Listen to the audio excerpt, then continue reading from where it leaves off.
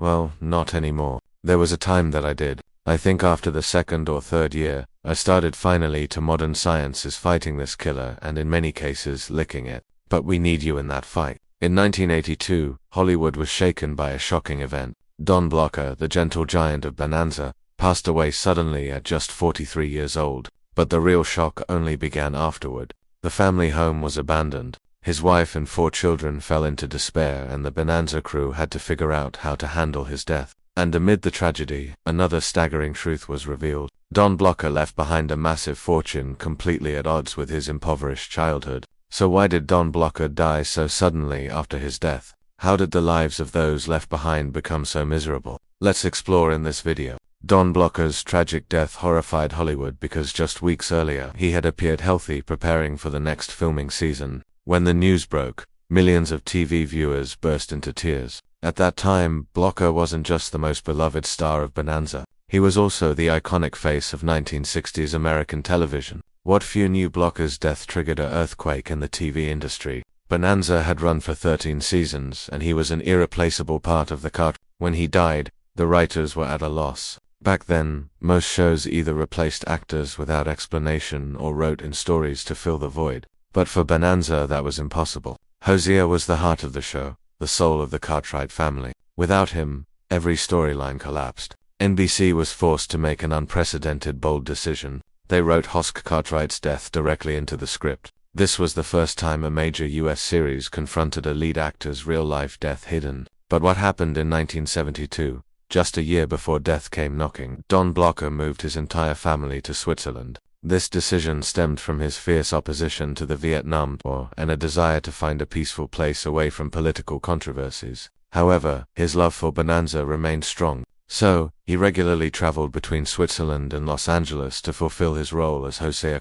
When he returned to the US to prepare for the 14th season, Blocker felt unwell. He was admitted to the hospital for checks and scheduled for gallbladder removal surgery. The initial operation was successful. He smiled at his family, relieved, thinking the gallstone pain would no longer bother him. But fate had a cruel twist in store. During recovery, a blood clot formed and traveled to his lungs, causing a pulmonary embolism. Everything happened too quickly, and in the blink of an eye, Don Blocker took his last breath. The death came too fast, plunging his family into crisis.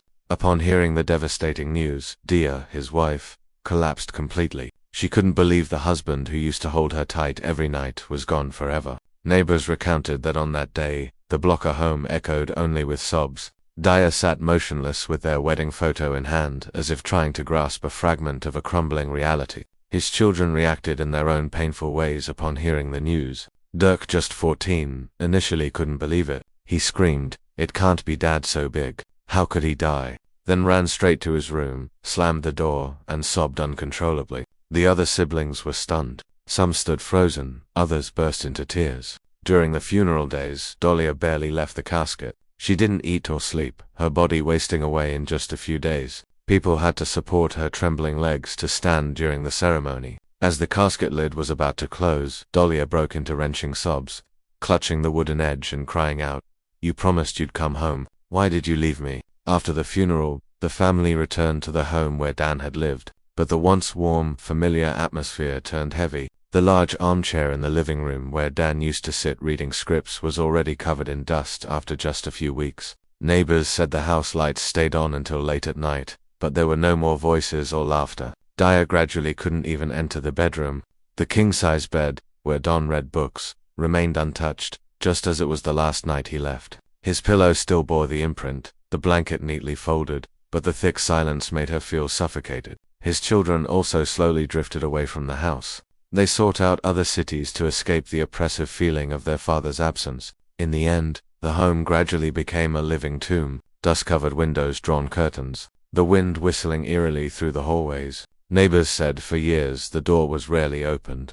It wasn't coincidence that many began calling it Don Blocker's second grave. But fortunately, the family didn't face a financial crisis, as Dan Blocker left behind an estimated fortune of about $5 million before his death. This was a colossal sum at the time, especially for a Texas boy who once dug ditches and drove taxis before entering acting. He owned multiple properties in Los Angeles, the most prominent being a 5,000 square ft 465-meter villa in the upscale Hancock Park neighborhood. This home not only symbolized Blocker's status, but decades later became the residence of rock musician and horror film director Rob Zombie. Dear, already exhausted from grief, now had to shoulder the responsibility of managing the assets and protecting their 4 children. Dear was a gentlewoman, but after Dan's death, she was forced to become the sole pillar. In the first week, she barely left the desk piled with legal papers, contracts, and tax bills, things Dan had always handled before. Blockers for children, Dirk, David, Deborah, and Dana, were too young at the time to fully grasp the value of the massive fortune their father left. Meanwhile, news of the $1 million inheritance quickly became fodder for Hollywood rumors. Some tabloids even fabricated stories of family disputes over inheritance. In reality, no lawsuits occurred, but peace didn't exist either. Dyer faced temptations and even pressure from real estate brokers eager to buy the homes and land Dan owned at a bargain. But the tragedy didn't end there. After Dan Blocker's sudden death, the Bonanza production team faced an unprecedented situation in US TV history. They had to write the death of the character Hoss Cartwright directly into the script. This was a raw reflection of the cast and crew's real-life pain. The writers knew Bonanza couldn't pretend nothing happened. Audiences had bonded with Hoss for 13 years, and his off-screen death needed to be honored. Michael Landon, who played Little Joe and was a writer, suffered a double blow. Initially, he had scripted 2 opening episodes for the season forever, centering on Hoss, but when Don Blocker died, Landon had to overhaul the entire plot. Shifting focus from Ha to Little Joe, this was a heartbreaking decision. As Landon himself admitted, no one could replace Dan. The result was one of the most tragic episodes in Bonanza history. In the show, Little Joe falls in love with Alice Harper and seems poised for a happy start when she becomes pregnant. But tragedy strikes when thugs hired by a ruthless gambler named Sloan beat Alice to death, shoot her brother, and burn down the house. Little Joe returns in despair, standing frozen as his world burns. This wasn't just Little Joe's story. It was the production team's way of bidding farewell to Hosea and to Dan Blocker with unmasked pain. Viewers cried with the characters, but really they were crying for Don Blocker in real life.